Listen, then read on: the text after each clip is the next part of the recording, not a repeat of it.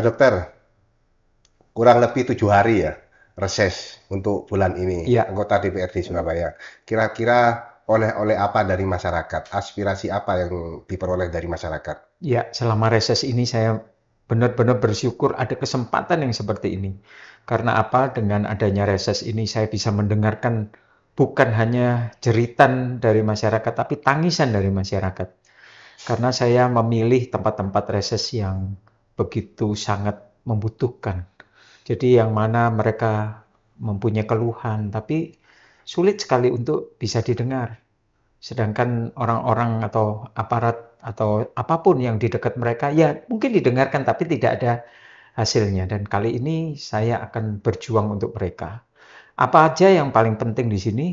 Saya melihat banyaknya lansia, lansia-lansia yang tidak diperhatikan, kemudian lansia yang secara urunan warga itu mereka memelihara satu lansia miskin ini, kemudian bagaimana lansia ini sakit dan tidak ada yang mengantar, sedangkan dia harus kontrol dan lain sebagainya. Ini merupakan satu masukan buat kami bahwa sebenarnya terapi untuk lansia, kita memberikan program untuk lansia tidak sama dengan pada umumnya.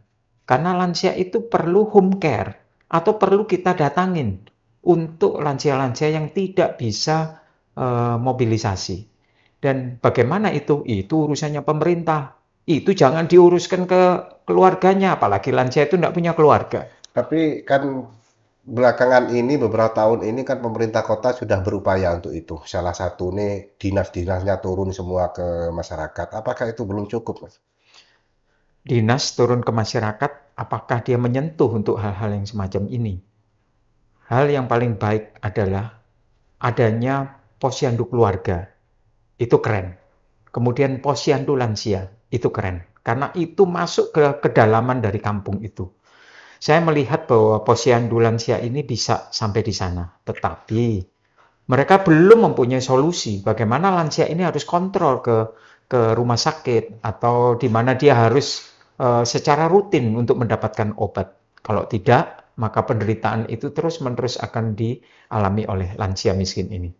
Melihat persoalan lansia di masyarakat yang kesulitan mendapat akses kesehatan intinya, kira-kira apa yang harus dilakukan pemerintah kota? Pemerintah kota ya perhatikan mulai dari gizinya. Gimana lansia diobati obat mas sedangkan dia sering lapar. Yang benar aja, pada waktu makan untuk lansia itu dihapuskan atau diberhentikan. Apakah pemerintah juga memikirkan bahwa lansia yang tidak punya penghasilan, dia tidak punya anak maupun tidak punya saudara, itu sangat membutuhkan permakanan untuk lansia itu. Kenapa itu diberhentikan? Apakah sudah betul penghitungannya untuk memberhentikan semua itu? Mereka itu bersyukur pada waktu permakanan itu ada dan dinikmati waktu yang lalu. Tetapi mengapa saat-saat ini itu diberhentikan? Katanya pemerintah itu pro rakyat. Katanya dia mau mensejahterakan rakyat. Ini rakyat kelaparan. Dia akan menimbulkan satu penyakit kalau gizinya tidak tercukupi. Jadi sekali lagi, mulailah dengan permakanan. Kemudian yang kedua, untuk lansia-lansia yang tercatat mempunyai penyakit-penyakit yang harus dikontrol. Jangan mengharapkan lansia itu bisa jalan kemudian datang ke puskesmas atau ke rumah sakit atau kemana. Kita yang harus datang ke sana kalau memang kita peduli. Sekarang ini kan ada yang namanya work from anywhere. Nah, itu kesempatan tuh. Anywhere-nya di mana aja. Kalau memang dia dekat di kampung, biarlah orang-orang yang tercatat yang tidak bisa berjalan atau dia lemah atau mobilisasinya dia kesulitan, maka work of anywhere itu saya setuju. Hmm. Tetapi kalau hal-hal yang tidak penting kemudian work from anywhere kemudian dicari orangnya juga nggak ada, waktu ngurus juga tidak ada petugasnya. Buat saya kurang setuju. Jadi pakai sarana ini, pakai apa yang diberikan saran dari Presiden untuk bisa menangkap pelayanan masyarakat jauh lebih dekat. Apakah tidak cukup dengan adanya puskesmas di setiap kelurahan? Ya, puskesmas sudah bagus. Dia punya kinerja udah ditingkatkan. Apalagi adanya 144 penyakit yang tidak bisa diterima di UGD itu harus diselesaikan di puskesmas. Tentunya puskesmas mulai berbenah. Dinas Kesehatan mulai dia membangun sarana dan prasarana yang baik di puskesmas. Tetapi sekali lagi, di sini bukan masalah puskesmasnya, tetapi kemampuan untuk pasien-pasien, terutama untuk lansia. Mereka tidak mempunyai daya untuk itu. Untuk datang ke puskesmas, dia harus mengeluarkan begitu banyak hal yang harus dia pakai. Dan itu membutuhkan visite di rumah. Apakah puskesmas punya nakes atau punya dokter yang berkenan untuk mendatangi? Mungkin tidak begitu banyak. Tidak semua puskesmas atau tidak semua orang lansia yang harus dilayani seperti itu. Tetapi kalau puskesmas bisa mempunyai program home visit khusus untuk lansia yang tidak berdaya, itu baru keren. Pak Dokter, setiap program itu kan tentu membutuhkan anggaran. Apakah anggaran yang sudah ada sekarang ini cukup untuk program yang dimaksud dokter tadi? Cukuplah. Anggaran-anggaran itu dipakai untuk anggaran-anggaran yang sekarang ini mau tingkatkan. Saya justru berpikir ya, untuk membangun suatu gedung atau fasilitas yang mewah, lebih baik kita mulai dari dasar dulu. Puskesmasnya di upgrade, kemudian ada pelayanan-pelayanan yang menyentuh masyarakat atau yang saya bilang adalah program pro rakyat. Itu harus ditingkatkan sehingga setelah itu terjalin dengan baik, komunikasi, pelayanan baik, silahkan mau bangun suatu fasilitas yang rumah sakit atau gedung apa untuk melayani publik, itu bagus. Gitu. Tentang ini barusan kan tentang kesehatan. Bagaimana dengan pendidikan? Pendidikan, saya melihat keluhan pendidikan itu di mana banyak sekali pada waktu saya reses, itu ijazahnya itu ditanggung oleh orang-orang yang tidak mampu. Sehingga ijazah itu ditahan. Dan kalau sampai itu tidak bisa punya solusi, maka yang terjadi banyak sekali orang tidak bisa bekerja karena ijazahnya ditahan. Untuk menahan ijazah, itu sebenarnya merupakan kewajiban dari Dinas Pendidikan. Apakah Dinas Pendidikan mendapatkan data banyaknya ijazah yang tidak bisa tertebus dibiarkan aja? Sekali lagi, rubah pemikiran Dinas Pendidikan. Dia harus pro rakyat. Peraturan memang dibuat.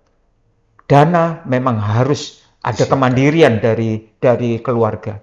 Tetapi kalau dia tidak berdaya mulai dari COVID, udah dikeluarkan tulang punggungnya, ayahnya dikeluarkan, ibunya sudah menjadi pencuci pakaian keliling, tetapi masih belum bisa untuk menebus ijazah anaknya selama 3 tahun. Jadi ini 2 tahun lebih. Saya bisa tunjukkan tempatnya. Ya, 4 anaknya sekarang tidak bisa melanjutkan sekolah. Ya dok, tentang masalah ijazah yang ditahan sekolah ini sebenarnya kan sudah menjadi kewajiban pemerintah Kota Surabaya ya. Harus steril atau zero penahanan ijazah. Kenapa hingga hari ini terjadi? Apa kekurangannya? Terutama ini kan tanggung jawab Dinas Pendidikan. Bagaimana dokter merespon? Ya, jadi sekarang ini tidak zamannya. Dinas itu hanya berkutat di dalam data. Data bisa kita dapatkan mungkin dari kelurahan, kecamatan. Tetapi yang paling penting adalah kenyataan di lapangan.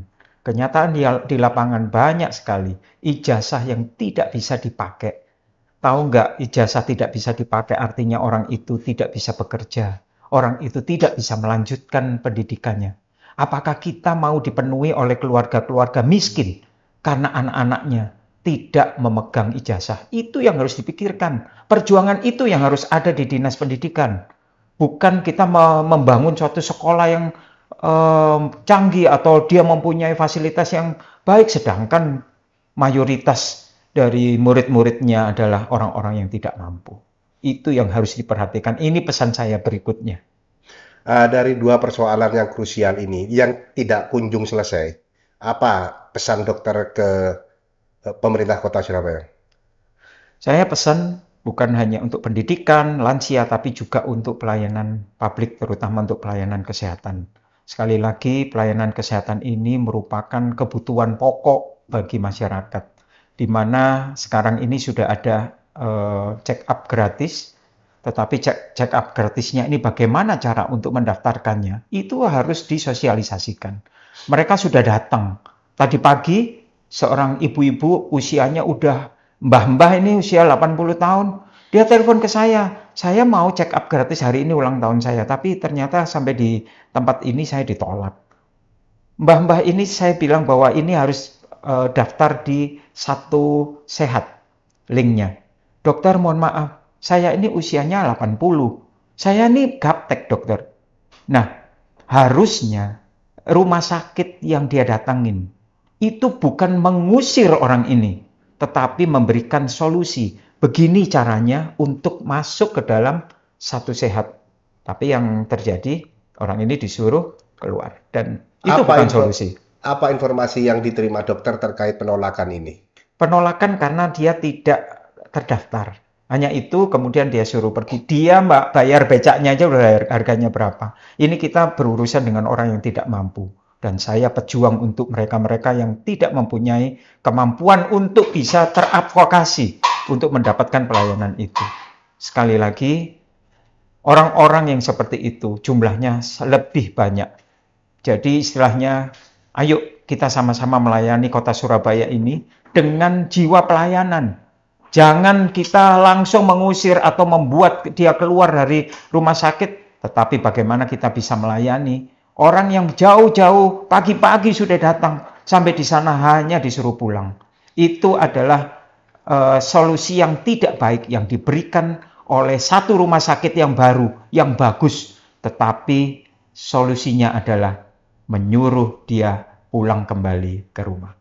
Itu, kira-kira menurut dokter sendiri, peristiwa ini yang penolakan dari rumah sakit cek gratis kesehatan gratis ini, kira-kira ini apakah pemerintah kota ini lalai atau ada kesengajaan ini? Saya rasa tidak ada kesengajaan. Kemungkinan ini karena banyak sekali petugas atau pegawai yang berpikiran secara prosedural.